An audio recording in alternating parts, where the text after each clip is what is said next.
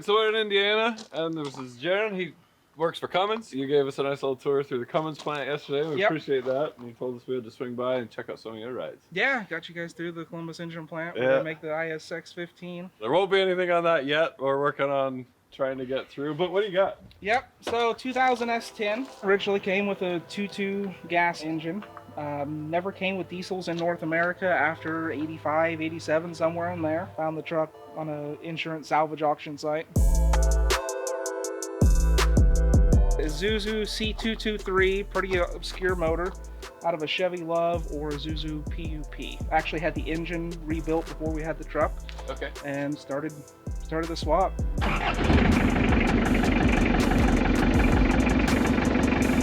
81 to 87 is when they were pretty popular in North America, based off like an industrial engine. Yep. More or less, naturally aspirated. A lot of parts were no longer available. Okay. So it has sloppy bores, needs sleeves, needs pistons, needs that stuff. Any other engine you can get it, this one you can't. At the time you couldn't find any oversized pistons or anything like that. Couldn't find any of that. Now there's kits out of China. Okay. But there's no real instructions. Yeah. So you take the block to the machine shop, take them the kit, and they're asking, do I machine the block perfect and just slide them in, or do we machine the sleeves? How's this work? If you got to pay a machinist to put in new sleeves, or because you can't get pistons, then your high school budget kind of goes out the window. Yeah. Right? Luckily, Dad and I got along really well. My other brother, Dad, didn't quite so much, so he footed a lot of the bill. Okay. But it needed a new camshaft. Well, you can't buy a new camshaft, so you have to have a shop grind it. Right. So you got that kind of expense. Right. Some of the parts, valve guides, all of that, press in. I mean, real easy to change. Get a tool off a line or off eBay. Not a huge problem. And these would be in forklifts too, would they not? A different version. Oh, okay. Yeah, they have a different pump and different cam. Right, but they wouldn't have oversized pistons just to grind it down a little bit? Get no, maybe they're like actually a 56 smaller horse out of it? Smaller diameter. Oh, smaller displacement. Oh, okay. Just a little bit, but yeah. Shoot. There's been people online, there's a few forums. People have done that, but the amount of modifications, it's crazy. Right. And then with the turbos and stuff too, they don't have piston squirters, piston oilers. Yep, piston squirters, they piston do? oilers. Yep. It does have it? Yep. Oh, so you can just throw a turbo on. 7 head volts per cylinder. Oh, wow. I mean, it's a beefy engine. Yeah. It has a few Achilles heels. Right. The rods are horrible. They've got 3 generations of rods. The 3rd gen were for the turbo trucks that had blown up. That's the sets you want. There were like 800 made. But this has the 1st gen set of rods, and they work for this application. Okay. The red line's about 4,400 RPM. Wow. But you get above that, stuff starts making windows. It's a bad time. It's IDI, so it builds up enough heat in the pre-chamber. Yeah. It makes more heat lugging in 5th than it does wide open throttle in 3rd. Right on. Can we take it for a drive? Yeah, absolutely. Awesome. Here's a teeny tiny S10. Yeah. Well, it takes me back because your first one was my first one was the 87. Yeah. So this was the oh, that truck is so sweet, I want this truck. So funny thing, I went to a dealership, there was this black truck, and I was ready to drop the 7,000, buy it outright. Yep. And we were walking in with my dirty clothes, like I want that truck. And the guy's like, son, I think this truck is out of your price range. I said, okay, you know I'm dirty because I have a job, right? Yeah. You know I'm here at lunchtime because I just left work, right? Yeah. My work pays me, and I can see you. This is a PB and a no. bum on the side of the road. No. So then I left, and I'm like, screw that guy. And then I think it wasn't 3 or 4 months later, I didn't have the itch to go and like buy a new vehicle instantly. Yeah. But then the house came up and I bought the house instead. So I used the $7,000 plus. I think I needed 17,000 for my down payment. Okay. I had close to it. Bought the house, and that was the best thing I ever did. Yep. Drove my 87 for like another 2 or 3 years. Splashed more paint on it. I said I was never gonna drive a vehicle where the stereo was worth more than the truck. So the last little bit, I just had to pull the radio out and drive without a radio. I mean, we bought this. I think the truck we got for it was $400. I mean, we bought the truck for nothing. We got the engine more or less for nothing. Yeah, it is absolutely gutless. Yeah, and it's gotten worse over time. Oh, okay. The rings are probably shot now.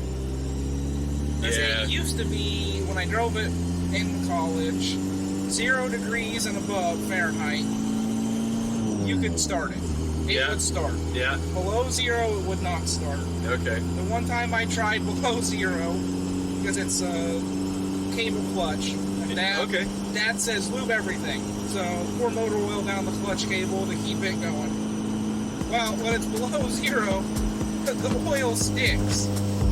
Press the clutch in to start it, clutch wouldn't release. Had to wait for the motor and everything to warm up to thaw out the clutch cable. AC works? AC does not work. But it did. It did. The truck Okay. had it. Yeah. This is actually the AC bracket. Oh, okay. We originally, I think you can see some of the mounting poles here, had an electric vacuum pump. Started to be a problem. And at that time, I had bought the spare engine for this, and it came with the AC bracket. I was debating AC, vacuum brakes. The truck makes 58 horsepower at the crank factory and 93 foot-pounds. AC doesn't seem like a priority. No, that's right. So it got the AC bracket, a few custom little brackets here to adapt I think it's a 6.9 vacuum pump, and then a nice used shop air compressor line. So 10 years ago you built it, but you've been driving it for 9 years Yeah, too, right? yep. Built the truck in 2010 is when I drove it to high school graduation. Dad had to ground out the ground side of the relay on the shifter as we came up to stoplights because we didn't have reservoir or any of that stuff for the brakes. So it was sketchy.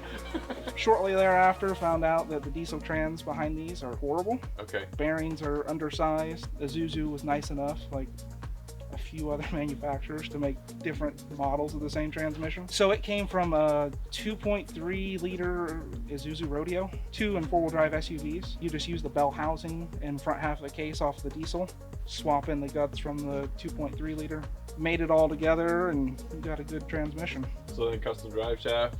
No, it actually came from a 79 Buick Riviera. Bolted in, same yoke. It has the factory U-joints. Nice. Was that one of your parts cars that just happened to fit? One of Dad's, yeah. He scrapped 100 others. Yeah. And keeps odd stuff like drive shafts. So You just found one that slid in and bolted up. yeah, I actually went online to that forum because a lot of people were doing the swap and couldn't find a yoke. It's like, hey, turbo 350, turbo 400, 700 R4. This is your slip yoke, guys. Yeah, awesome. Somebody had hit the front corner, laid the control arm over. It had air ride at one point in its life, so they had cut the spring pocket out, and when the wreck happened, it folded the frame in. So we got that patched, and then we swapped in a different frame, repositioned the engine a little bit. We had originally put it a little too close to the firewall. It had ABS brakes, but when you put in a mechanical engine, the computer doesn't know what the heck's going on, so delete all that. Other than brackets, there's nothing custom. Your overflow tank there, love that. Nestle bottle, I think. Yep. Kroger. Do you have a speedometer? GPS. GM 22 factory oil pressure sensor bolted in. Temp sensor bolted in. Yep. No RPM. It's loud. The intake is completely open and louder than the exhaust. So when the vibration's almost gone, we can shift now. yeah, when I first started driving it, I had GPS out and I was trying to match. Okay, GPS is 55. And this, I had a phone GPS at the time. 55, this is what it sounds like. And I tried to repeat it a few times and had to calibrate my ear. This has been a learning experience for sure. No, this is awesome. And girlfriend's son, he's 8 now, said that he wants to drive this when he gets his license. Yeah. Said he Nice. wants this to be his vehicle. It's Awesome. like, I have no idea why, but I'm happy. But it looks good. Like, it still looks good from the outside. Oh, yeah. It's a smart first vehicle. Oh yeah. Right. I tossed And- around the idea of LS swapping it, but everybody's done that. No. I think the turbo, Yeah. throwing a turbo on, which, I mean, the engine's lasted this long. The truck, the frame has some surface rust on it. The cab's got a little surface rust, but Believe it or not, I have gotten a warning for speeding. In this? Before I had the GPS. Yeah, because you don't know what speed you're actually going. Yeah.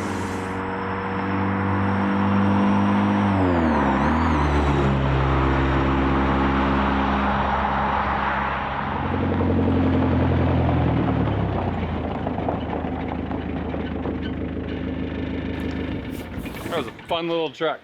Well, appreciate you showing me, man. Anytime. I enjoy it. Guys, if you have a project you want us to take a look at, fill out the submission form down below.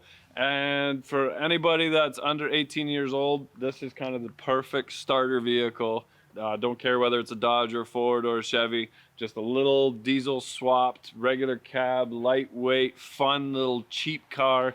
If you want any, hopefully we covered most of the stuff that is involved in doing something like this. It's a lot of fun, a lot of pride, and it's what got me into mechanics to start with. So remember, if you're not filthy, you're not rich, get out there, start wrenching, build your projects, finish them, and I want to see them.